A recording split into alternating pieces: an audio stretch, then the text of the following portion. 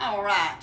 Are you a vintage lover and you love vintage items, but maybe you've never thought about actually using vintage items for your storage? And I don't use all vintage for my storage, and I do my best not to have those old water bugs and roaches and rats and mice, whatever. But one thing I do to try to make sure is I hardly ever put cardboard boxed food in my pantry. I do my best not to. So, for example, this is not vintage, but I do have a lot of my storage like this, and I do have, for example, a bag of flour in a covered container and so on. But I want to show you, if you love vintage and you'd like to kind of incorporate, when I buy crackers, saltine crackers or Ritz crackers, I have bought these. You can buy these at yard sales, flea markets, thrift stores, you name it. So, for example, this is the Ritz. And we use a lot of Ritz crackers because I put them in a lot of different casseroles and things, so I keep at least a head. Two, it holds the four just like comes in the cardboard. And I like to at least keep, that much ahead. Sometimes I have more. So this is one, it actually says Georgia crackers instead of Ritz, but it has Ritz also because I do use them a lot. Now, I also try to keep saltine crackers on hand because you never know when all of a sudden we're going to make a soup or we have something we want crackers with. So again, this is just, it'll hold the four, but if I put it in the box up here, if there aren't any some ants, bugs, whatever, could get in, the packages, but I put them in this. Now this is just a vintage Tupperware, but it also holds Ritz crackers for things also. And then I had picked up, you can pick up different kinds, but like this is a Hungry Jack buttermilk complete pancake mix. So instead of having a box of pancake mix, I have this. But what I like is if you look, the basic recipe directions are right here. But I also keep it in the bag. I could pour it, make sure the container's clean and pour it. But this is actually Hungry Jack Buttermilk Complete Pancake Mix. But I also put this that came off the box. If it does not correspond, for example, just how, excuse me, just how this is. Now, even if I was to buy a different brand, I could still put it in this box or can. And then I have, for example, this says Uncle Ben's rice, and I think now they call it Ben's, maybe instead of Uncle Ben's. Political correctness, I don't know, but it don't matter. My point is, whatever kind of rice this happens, I put it in the container, in the can. Yeah, it says Ben's Original, but I have the little recipe in here because this actually has cooking directions on here, and it's not so old because it has microwave directions, but it is a vintage when it's not like a new one. I'm trying to see if I even see the year on it.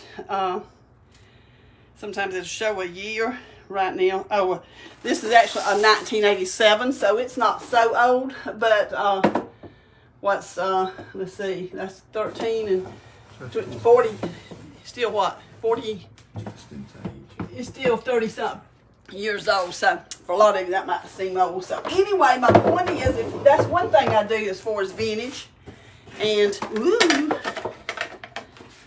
but some other things I do, and I'll come back after I get off and put this up. So let me go in here and show you.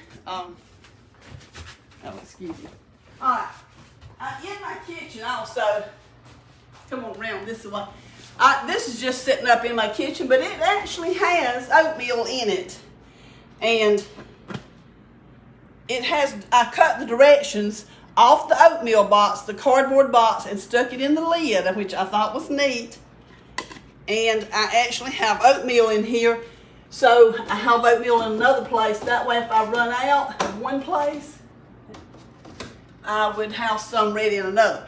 And of course I use vintage canisters, but I like to have more than one set because, for example, we live out in the country and I don't just run to town every day. We're not a mile or two from town. So if I was to run out of sugar and forgot that, I need sugar and didn't buy extra or flour or whatever, I'll just say, okay, this canister's empty. So I'm going to start over here with these canisters, but now I know that the next time I go to town, I need to be getting some tea because I've had to start on this one.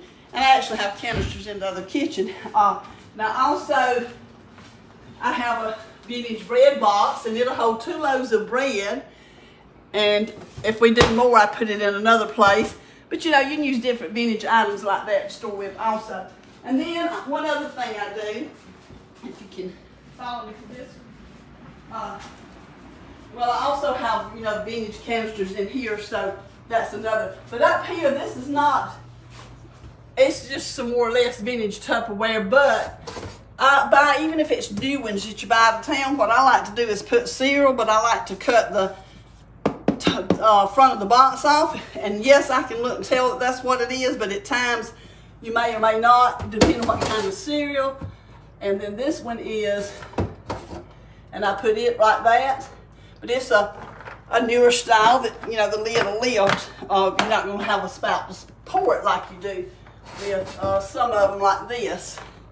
But so anyway, if you would like to incorporate some vintage storage and you'd like to keep those bugs and mice out of your food, just be on the lookout the next time you go to yard sales, thrift stores, whatever, and all along just see something that, if it's the kind of food you eat, for example, the rice I did, and the crackers, different things like that, just in the oatmeal, pick you up some. Otherwise, buy you some new ones. But if you store it like that, it can keep those varmints out. So hope you have a good day, and we'll be back later. And don't forget, if you're watching this on Facebook, subscribe to my YouTube channel, and we're getting close to halfway for a live, live drawing for a cash prize. And if you're watching on YouTube, go follow me on Facebook for some more tidbits. So this is tidbits today on how to incorporate vintage storage with your kitchen and pantry stuff. Talk to you later. Bye.